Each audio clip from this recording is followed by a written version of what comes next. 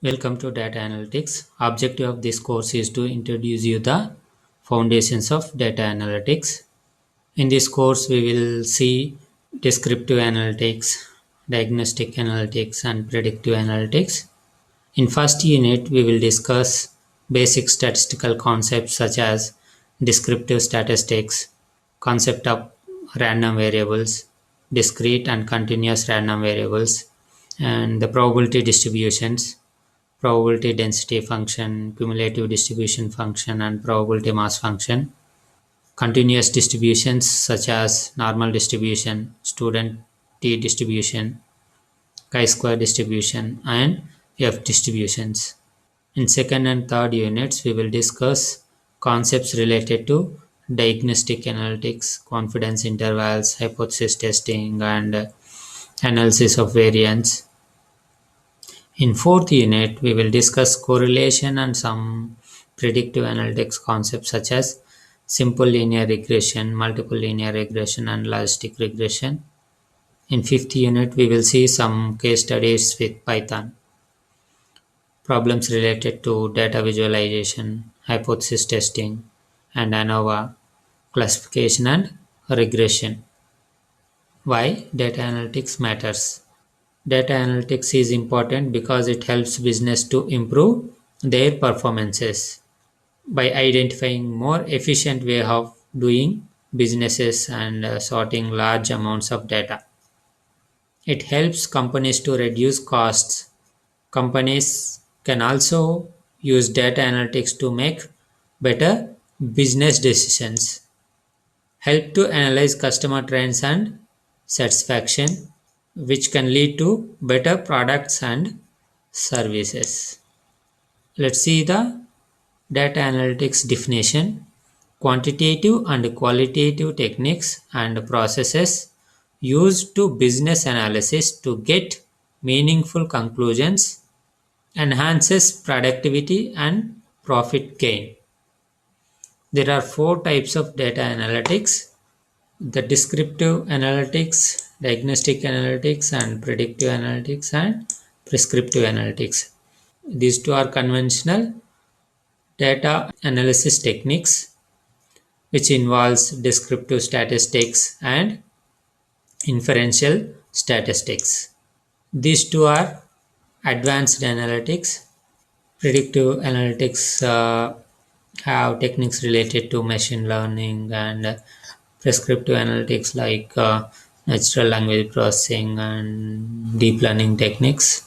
These are called as business intelligence techniques. We will see them in detail. Descriptive analytics summarizes the data.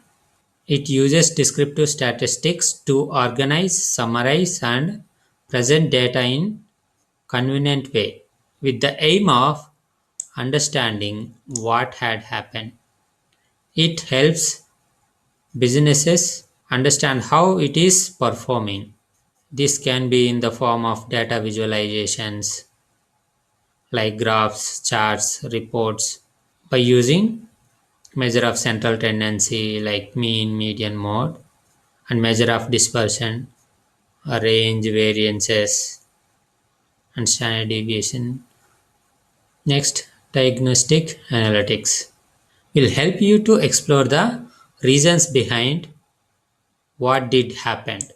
Means provides deeper analysis to answer the questions why this happened. Diagnostic analytics would explore the data and make correlations. It uses the inferential statistics such as hypothesis testing. To understand them, see this report. It gives information about the market share of different smartphone brands in different quarters of financial years 2019 and 2020 in India. This is the descriptive analytics report. This gives information on what is happening to market share of smartphone brands. See here, this blue color is Samsung's here. From the chart, we can observe Samsung market share declined in quarter 3 and quarter 4 in 2019. This is the information we can obtain from descriptive analytics. Now we know the market shares of Samsung dropped by using descriptive analytics. We know that the Samsung market is down. Why this did happen, we can analyze by using the diagnostic analytics. See here, Vivo and Realme gaining the market shares. By using diagnostic analytics, we can find the reason whether this gaining of Vivo and Realme impacted the sales of Samsung or some other factor impacting these two, or is this happened by chance. We will analyze that in the diagnostic analytics. Predictive analytics, it will help you to generate a model for the future. Prediction means it will predict what might happen with in the near future. It takes historical data and feeds it into the machine learning model such as regression. The model is then applied to current data to predict what will happen next. This can use machine learning algorithms like random forest, SVM, and statistics for learning and testing the data. Prescriptive analytics, it recommends the model for future use. It takes the predictive data to the next level. Now you have an idea of what will likely to happen in the future. Then we have to take the best decision based on future. It suggests you various course of actions and outlines what the potential implications will be for each. Let's see this previous example. Change of factors such as advertisement cost and discount percentages, and see what will be the impact on sales. Suppose advertisement cost might be 10% and 15% of their revenue, suppose, and three levels of discounts was 0%, 5%, and 10% of discounts. Suppose if sales are increased with the increase of advertisement cost and discounts, to increase the market share they have to invest more on advertisement, and if they give the more discount, people will buy their product. So if they choose this two, there might be increase in market share, but they will be losing some money in the forms of advertisement and discount. So profit will be less, or they can even choose another path. They can invest very less amount on the advertisement, and they may not offer any discount. Here it may not increase the sales of their phones, but here they need to spend money on advertisement cost, and they will not lose money from by discounts, so they will not lose their money. So this is also one option for them.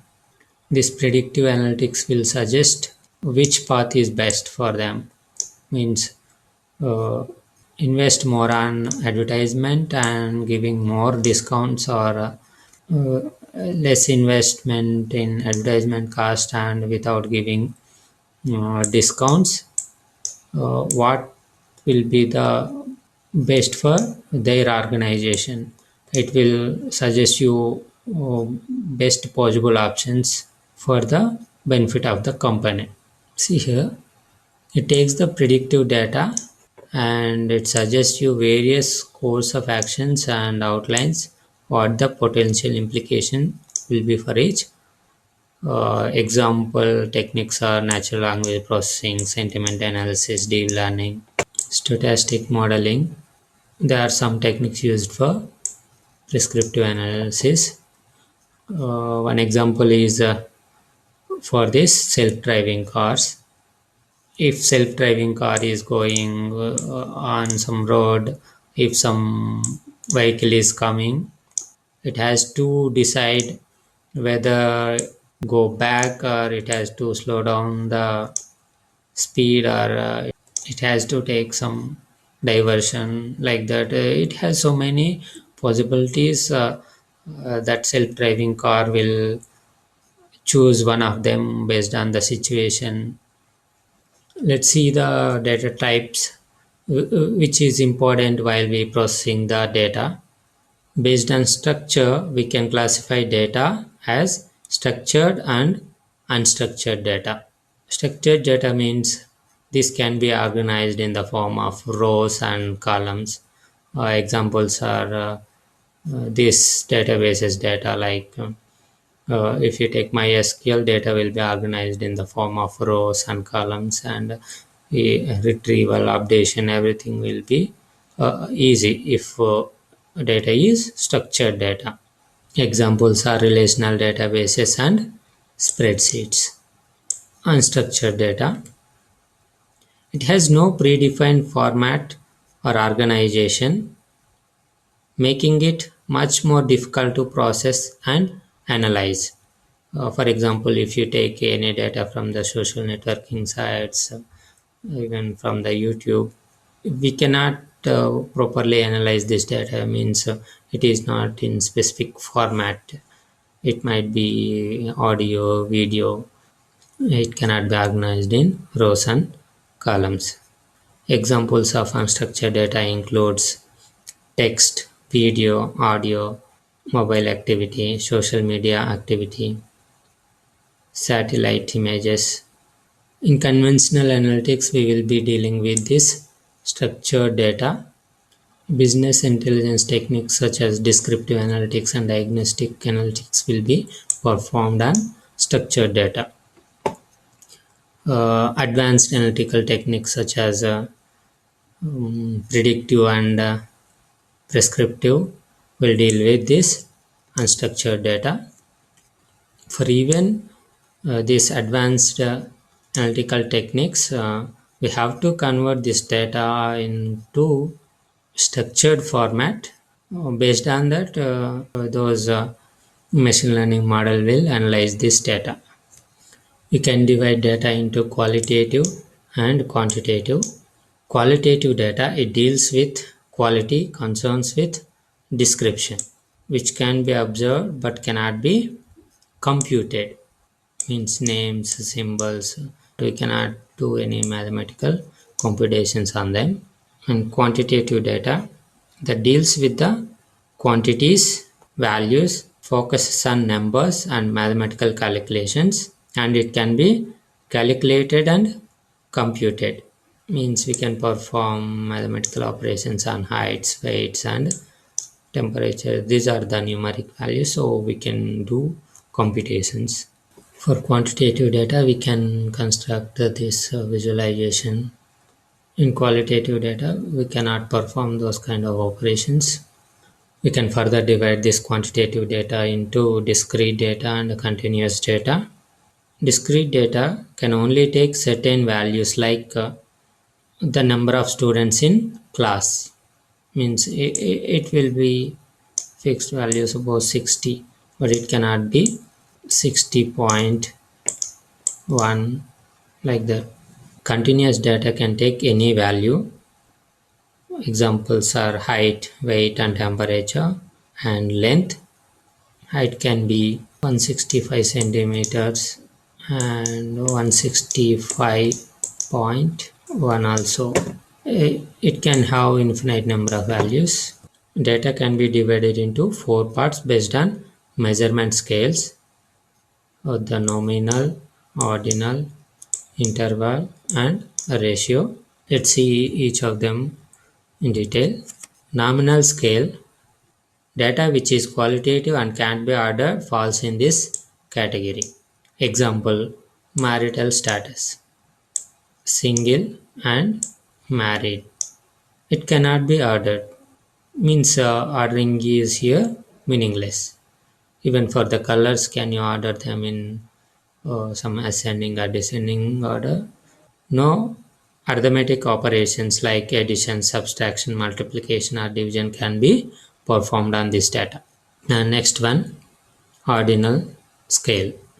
Data which is qualitative and can be ordered falls in this category.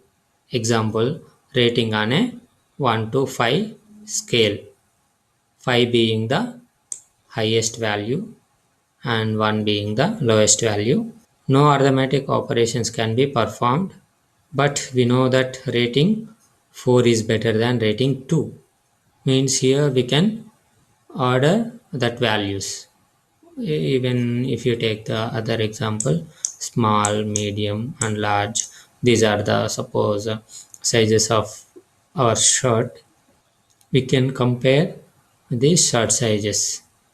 Here order is meaningful, but we cannot say that two ratings will be equal to rating 4. Means here also arithmetic operations are meaningless. Interval scale. All the data points which have been taken from some fixed interval set. Example, temperatures, dates, and IQ level. Addition or subtraction can be performed, but division doesn't make sense here. For example, Mumbai has 10 centigrade more than Bangalore, but you saying that Mumbai is twice hotter than Bangalore is not right. Ratios doesn't make sense here. Ratio scale. All the data points which are quantitative in nature falls in this category. Height, weight and volume. Here all the arithmetic operation can be performed and comparisons can be done. Ram can earn twice of Sham earns. Thus the ratio makes sense here. Means if you take one person, he is suppose 75 centimeters, and if you take another one, he is suppose 150 centimeters. We can say that this 150 centimeters guy is twice taller as the 75 centimeter person. Means ratios are meaningful here.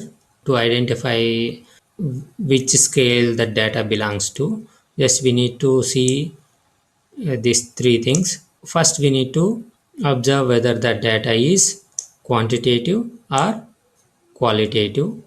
If it is quantitative, means it is numerical data, then these two will be exist, interval and ratio will be there for numerical data. And for qualitative data, we have these two scales. First, we need to identify quantitative or qualitative data. If it is a qualitative data, then observe is there any ordering. If order is there, then it is ordinal scale data. If there is no order, you can say it is nominal data.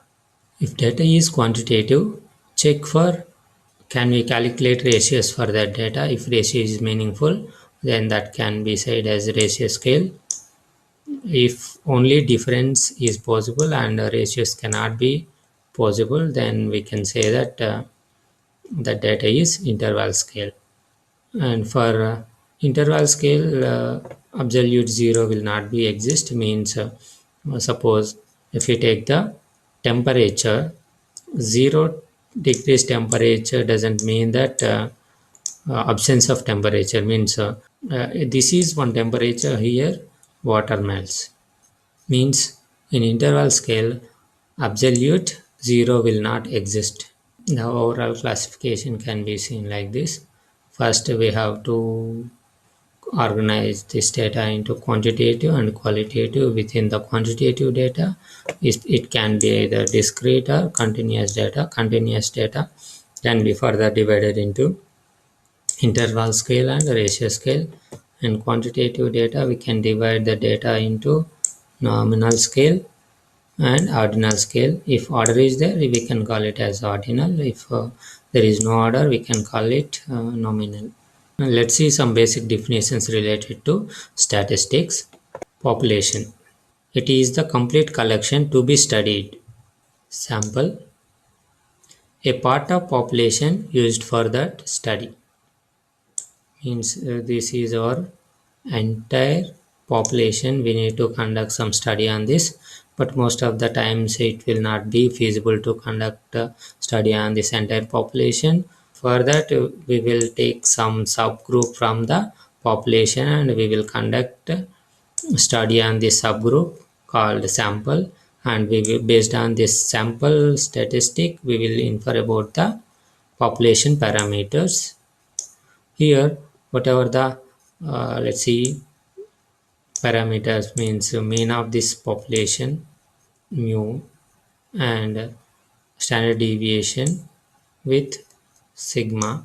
Yet these values of population are called parameters. And if you take a same mean value and standard deviation of the sample, we will denote sample mean as x bar and standard deviation as small s. These are called statistic.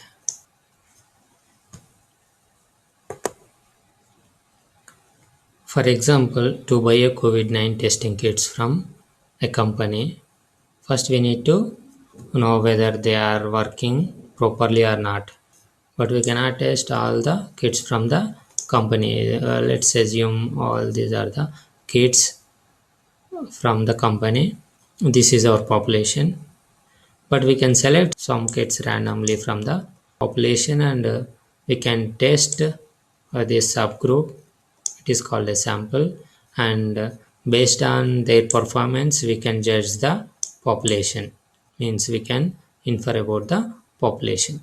Means purpose of sample is to learn about the population.